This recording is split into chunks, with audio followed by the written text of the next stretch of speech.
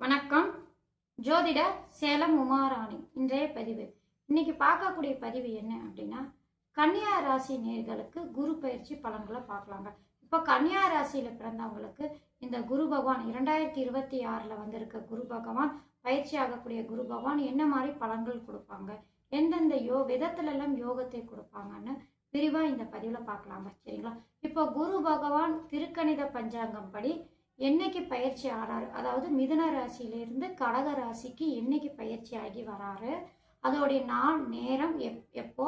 இப்போ குரு பகவான் தன்னுடைய உச்ச வீட்டுக்கு வரக்கூடிய குரு பகவான் அதிசாரமாக வந்து தன்னுடைய நட்பு வீடான சிம்ம ராசிக்கு அதிசாரமாக முன்னோக்கி வந்து ஒரு சில மாதமான 3 மாத கால அளவு இருந்து திருப்பியும் வக்கரகதியில பின்னோக்கி திருப்பியும் இருந்த ராசியான உச்ச வீட்டுக்கு கடக ராசிக்கு செல்லக்கூடிய அமைப்பெல்லாம் இருக்கிறதுனால அந்த குரு பகவான் எந்தெந்த தேதியில வந்து எப்படி எங்க இருக்கிறாரு, என்ன மாதிரி பலன் கொடுப்பாரு, எல்லா விவரமும் வந்து நான் வந்து தனிப்பதிவாகவே கொடுத்துருக்காங்க. அதாவது திருக்கணித பஞ்சாங்கப்படி குரு பகவான் என்னைக்கு பயிற்சி அடைகிறாரு, நேரம் எல்லாம் விரிவா நான் வந்து தனிப்பதிவாகவே கொடுத்துருக்கேங்க. போய் அதில் பார்த்து தெரிஞ்சுக்கோங்க. சரிங்களா? இப்போ கன்னியா ராசி நேயர்களுக்கு இந்த குரு பகவான் 2026 நிகழக்கூடிய குரு பயிற்சி பலன் எப்படி இருக்கும், அந்த குரு பகவான் வந்து என்ன மாதிரி பலன்லாம் கொடுப்பாரு, இந்த ஒரு வருட காலம் பாருங்க. உங்களுக்கு வந்து குரு பகவான் வந்து உங்களுடைய ராசிக்கு 10ஆம் இடத்தில் இருந்த குரு பகவான் உங்களுடைய ராசிக்கு 11ஆம் இடத்துக்கு, அதாவது உபஜயஸ்தானத்துல வந்து உட்கார்றாரு. அது 11ஆம் இடம் வந்து உங்களுக்கு லாபஸ்தானம், மூத்த சகோதர ஸ்தானம் அப்படிங்கிறதுனால அந்த 11ஆம் இடத்துக்கு உச்சம் பெறக்கூடிய குரு பகவான் வந்து அமர்றாரு. இந்த குரு பகவான் உங்களுக்கு என்ன மாதிரி பலன் கொடுப்பாரு, உங்களுடைய ராசிக்கு கன்னியா ராசிக்கு அந்த குரு பகவான் யார் அப்படின்னு எடுத்துக்கிட்டாங்கன்னா, உங்களுடைய கன்னியா ராசிக்கு அதிபதி பாருங்க புதன் பகவான் ஆவார். அந்த புதன் பகவானுக்கு, அதாவது அந்த கன்னியா ராசிக்கு வந்து அந்த குரு பகவான் என்ன ஆதிபத்தியம் பெறாரு அப்படின்னு எடுத்துட்டா அவர் 4 7ஆம் அதிபதியா வருவார். ஆனா கன்னியா ராசிக்கு வந்து அவர் வந்து பாதுகாதிபதியாகவும் வரக்கூடிய அமைப்பு அப்படிங்கிறதுனால இந்த குரு பகவான் உச்சம் பெறக்கூடிய அமைப்புல இருக்கும்போது அவர் என்ன மாதிரி பலன் கொடுப்பாரு, இந்த குரு பகவானால யோகத்தை தருவாரா இல்ல பாதகம் கொடுத்துருவாரா, இந்த மாதிரி பயம்லாம் சில பேருக்கு இருக்கு இல்லைங்களா? அது எல்லாமே தெளிவா நான் சொல்றேங்க. சரிங்களா? ஏன்னா ஏற்கனவே கோச்சாரத்துல கண்டக சனி வேற நடந்துட்டு இருக்கு. அந்த சனியாலும் பாதிப்பு உங்களுக்கு இருந்துகிட்டே இருக்கு. இப்போ குரு பகவானும் ஏதாவது பிரச்சனை வந்துருமான்னு பயம் இருக்கு இல்லைங்களா? அதுக்கு எல்லாத்துக்கும் தெளிவான பதிவாக நான் கொடுக்குறேங்க. சரிங்களா? இப்போ கன்னியா ராசி நேர்களுக்கு உங்களுடைய ராசிக்கு 11ஆம் இடமான உபசயஸ்தானத்துல 11ஆம் இடமான லாபஸ்தானத்துல வந்து உச்சம் பெறக்கூடிய குரு பகவான் பார்க்கக்கூடிய இடங்கள்லாம் எங்க அப்படின்னு எடுத்துட்டா, உங்களுடைய ராசிக்கு 3ஆம் இடத்தை குரு பகவான் பார்வை செய்யறாருங்க. 3ஆம் இடம் அப்படின்னா இளைய சகோதர ஸ்தானம், வெற்றி ஸ்தானம். அது மட்டும் இல்லைங்க, உங்களுடைய தைரியத்தை குறிக்கக்கூடிய இடமும் 3ஆம் இடம். இந்த 3ஆம் இடத்தை பார்க்கக்கூடிய குரு பகவானால உங்களுக்கு என்ன மாதிரி பலன் கொடுக்கும் அப்படின்னு எடுத்துட்டோம்னா, இது வரைக்கும் வந்து பாருங்க, உங்களுடைய இளைய சகோதரருக்கோ அல்லது சகோதரிக்கோ கூட பிறந்தவங்களுக்கு வந்து திருமணம் இன்னும் அமையல, வரன் பார்த்துக்கிட்டே இருக்கோம், நல்லபடியா வரன் அமைய மாட்டேங்குது, ரொம்ப நாளா தேடிட்டு இருக்கோம், இந்த மாதிரி நீங்க எதிர்பார்த்துட்டு இருக்கீங்கன்னா இந்த குரு பயிற்சிக்கு அப்புறம் உங்களுடைய இளைய சகோதரருக்கோ வந்து நீங்க முன்ன நின்று தந்தை ஸ்தானத்துல முன்ன நின்று நீங்க அவங்களுக்கு நல்லபடியா அவங்களை கரையேற்றி விடக்கூடிய காலமாகவே இருக்குங்க. நல்லபடியா திருமணம் செஞ்சு வைக்கக்கூடிய காலமாக இருக்குங்க. ஏன்னா இளைய சகோதர ஸ்தானமான 3ஆம் இடத்தை குரு பகவான் பார்க்கக்கூடிய, வலுத்து பார்க்கிறாரு, ரொம்ப உச்சம் பெற்று பார்க்கக்கூடிய அமைப்பு அப்படிங்கிறதால அந்த 3ஆம் இடம் வந்து செவ்வாயுடைய வீடு அப்படிங்கிறனால அந்த குரு பகவானுக்கு நட்பு வீடு அப்படிங்கிறதுனால உங்க சகோதர காரகன் யாரு அப்படின்னு எடுத்துக்கிட்டானா செவ்வாய் தான் ஆவாரு. அந்த வீட்டையே குரு பகவான் வலுத்து பார்க்கறதுனால உங்களுடைய இளைய சகோதர சகோதரிகள் திருமணம் கைகூட வைக்கக்கூடிய அமைப்பெல்லாம் இந்த காலகட்டத்தில் இருக்குங்க. சரிங்களா?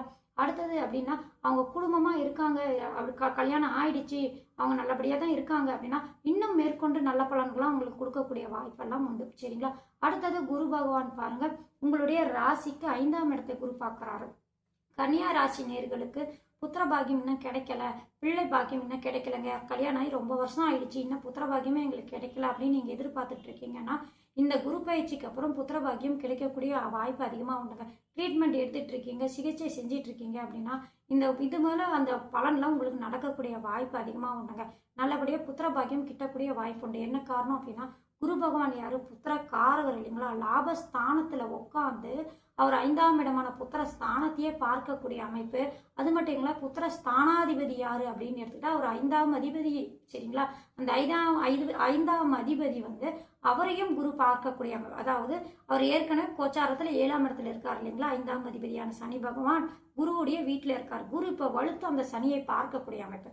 5ஆம் இடத்தையும் 5ஆம் அதிபதியும் குரு பார்க்கக்கூடிய அமைப்பு அப்படிங்கறதுனால உங்களுக்கு என்னன்னா புத்திர பாக்கியம் வந்து அமையக்கூடிய வாய்ப்புண்டுங்க. நல்ல ட்ரீட்மெண்ட் கரெக்டாக எடுத்துக்கிடுங்க.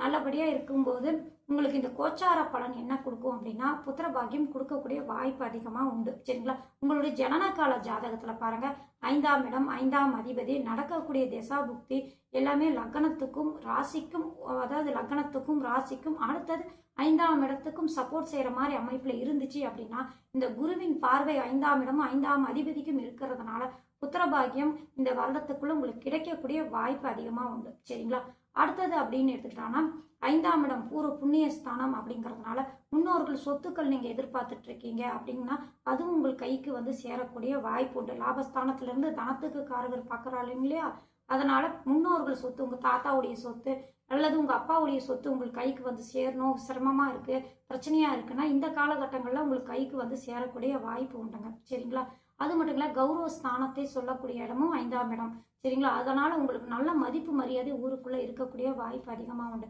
அடுத்தது உங்களுடைய ராசி 7ஆம் இடத்தை பார்க்குறாரு. இப்போ ஏற்கனவே சனி பகவான் 7ஆம் இடத்துல இருந்து உங்களுக்கு ஆட்டி படைச்சிட்டு இருக்காரு. அவர் ஏன்னா சனி பகவான் உங்களுக்கு ராசிக்கு நட்பு கிரகம் தான், ஒன்றும் பிரச்சனை இல்லை. அவர் பஞ்சமாதிபதி 6ஆம் இடத்துக்கு அதிபதி அப்படிங்கிறதுனால மெயினாக பஞ்சமாதிபதி அப்படிங்கிறதுனால ஒன்றும் பிரச்சனை இல்லை. ஆனால் இந்த கண்டக சனியாக வரும்போது, கோச்சாரத்தில் கண்டக சனியாக வரும்போது கண்டிப்பாக உங்களுக்கு பிரச்சனைகள் இருந்துக்கிட்டே இருக்கும். வேலையில் வந்து நிம்மதி இல்லாத சூழ்நிலை, உட்காந்து வேலை பார்க்க முடியாத சிரமப்படுத்தக்கூடிய அமைப்பு, மேல் அதிகாரிகள் பிரச்சனை பண்ணுற மாதிரியோ, கூட செய்கிறவங்க கூட வேலை செய்கிறவங்களும் ஒரு பிரச்சனை பண்ணிக்கிட்டே இருக்கிற மாதிரி, உட்காந்து வேலை செய்ய முடியல, வேலையில இருக்க முடியல, இந்த மாதிரி கஷ்டப்பட்டுட்டு இருக்கீங்க, அல்லது வேலையில் இடமாற்றம் வேணும், இந்த மாதிரிலாம் நீங்கள் சிரமப்பட்டுட்டு இருக்கீங்கன்னா இந்த கோச்சாரத்தில் ஏற்கனவே கண்டக சனியாக இருக்கக்கூடிய குரு பகவான், அதாவது சனி பகவான் வந்து குருவின் பார்வை பெறதுனால, ஏன்னா குரு பகவான் 11ஆம் இடமான வந்து லாபஸ்தானத்தில் உபஜயஸ்தானத்தில் உட்காந்து தன் வீட்டையே பார்க்க 9ஆம் பார்வையாக தன் வீட்டையே பார்க்கறாரு. அப்படி பார்க்கக்கூடிய அமைப்பு கண்டக சனியோடைய பாதிப்பு குறையக்கூடிய வாய்ப்பு அதிகமாக உண்டுங்க. சரிங்களா, இந்த பிரச்சனைகள்லாம் ஒரு வருட காலம் கொஞ்சம் குறைஞ்சி ஓரளவு நல்ல எதிர்பார்ப்பு, அதாவது வேலையில் இடமாற்றம் வேணும், நல்லபடியாக இடமாற்றம் வேணும்னா இடமாற்றம் கிடைக்கக்கூடிய வாய்ப்பு அதிகமாக உண்டு. அல்லது உங்களுக்கு இருக்கக்கூடிய வேலையே நல்லபடியாக இருக்குது, வேலை கூட பார்க்குறவங்க தான் பிரச்சனை பண்ணுறாரு, மேலே அதிகாரம் தான் பிரச்சனை, இதுக்கு மேலே கொஞ்சம் படிப்படியாக அந்த பிரச்சனையிலேருந்து நீங்கள் வெளியே வந்து திருப்பி நல்லபடியாக வேலை செய்யக்கூடிய அமைப்பு, இந்த மாதிரிலாம் அமையக்கூடிய வாய்ப்பு உண்டு. அடுத்தது வந்து பாருங்க, கடல் தாண்டி போய் வேலை பார்க்கணும், இந்த மாதிரி வெளிநாட்டுக்கு போகணும், இப்போ மாதிரி நீங்கள் முயற்சி பண்ணிட்டு இருக்கவங்களுக்கும் பாருங்க, கன்னியா ராசினர்களுக்கு ஒரு நல்ல வாய்ப்பு இருக்குங்க. ஏன்னா 7ஆம் இடத்துக்கு வந்து அதிபதி வந்து கடல் நீர் ஸ்தானமான அவரே அந்த 11ஆம் இடம் நீர் ஸ்தானம். சரிங்களா, கடலை குறிக்கக்கூடிய நீர் ஸ்தானம். அந்த இடத்துல வந்து 7ஆம் அதிபதி வந்து உட்காந்துருக்காரு. ஏற்கனவே வேலைக்கு உத்தியோகம் அப்படின்னு எடுத்துக்கிட்டாங்கன்னா சனி பகவானை குறிக்கக்கூடிய கிரகம். அந்த சனி பகவானை பார்க்கக்கூடிய அமைப்பு அப்படிங்கிறதுனால இந்த அமைப்பு வந்து உங்களுக்கு கடல் தாண்டி போய் வேலை பார்க்கணும், அதாவது வெளிநாட்டுக்கு போகணும்னு நீங்கள் முயற்சி எடுத்துட்டு இருக்கீங்க, தடப்பட்டுக்கிட்டே இருக்குன்னா இப்போ முயற்சி எடுத்து பாருங்க. குரு பயிற்சிக்கு ஆனதுக்கப்புறம் முயற்சி எடுத்து பாருங்க, அதுவும் பலிதம் ஆகக்கூடிய வாய்ப்பு உண்டு. சரிங்களா, பொதுவாக இந்த கன்னியா ராசிக்கு பொறுத்த வரைக்கும் வந்து பாருங்க, கண்டக சனியால் இருக்கக்கூடிய பாதிப்பு பிரச்சனைகள் எல்லாமே படிப்படியாக இந்த ஒரு வருட காலம் குறைஞ்சி நிம்மதியான தரக்கூடிய சூழ்நிலையாகவே இருக்குங்க. சரிங்களா, இந்த குரு பயிற்சி நன்மையை தேடி தரக்கூடிய அமைப்பு தான் தவிர பாதிப்பு தராத அமைப்பு. இப்போ பாதகாதிபதி வளர்த்துருக்கே வந்து பிரச்சனை கொடுத்துடாதா அப்படின்னா அந்த பாதகாதிபதி நிலையை பார்க்கணும் அப்படின்னா அது வந்து கோச்சாரத்திலிருந்து பார்க்கக்கூடிய அமைப்பு இல்லைங்க, உங்களுடைய லக்கண ரீதியாக தான் பார்க்கணும். சரிங்களா, அது வேற அமைப்பு. இது வந்து கோச்சாரத்தில் பார்க்கக்கூடிய, கோச்சாரத்தில் வரக்கூடிய குரு பகவான் நன்மை தரக்கூடிய அமைப்பு தானே தவிர வேற எந்த ஒரு பிரச்சனை இல்லை. அது மட்டும் இல்லைங்க, கன்னியா ராசியில பிறந்தவங்களுக்கு நீண்ட நாளாக திருமணம் அமையல, பலன் பார்த்துட்டே இருக்கீங்க, நல்ல வரனா அமைய மாட்டேங்குது, திருமணம் தட்டி தள்ளி போயிட்டே இருக்கு அப்படின்னா இந்த உபஜயஸ்தானமான 11ஆம் இடத்துல வந்து குரு பகவான் அமரும் போது உங்களுக்கு குருபலம் இருக்கக்கூடிய அமைப்பு, 7ஆம் இடத்தை குரு பார்க்கக்கூடிய அமைப்பு அப்படிங்கிறதுனால உங்களுக்கு வந்து நல்லபடியாக திருமணம் அமைஞ்சு நல்ல குடும்பமாக அமையக்கூடிய வாய்ப்பு அதிகமாக உண்டுங்க. சரிங்களா, திருமணம் கைகூடக்கூடிய கன்னியா ராசினியர்களுக்கு திருமணம் கைகூடக்கூடிய ஆண்டாகவே இந்த வருடம் இருக்கு.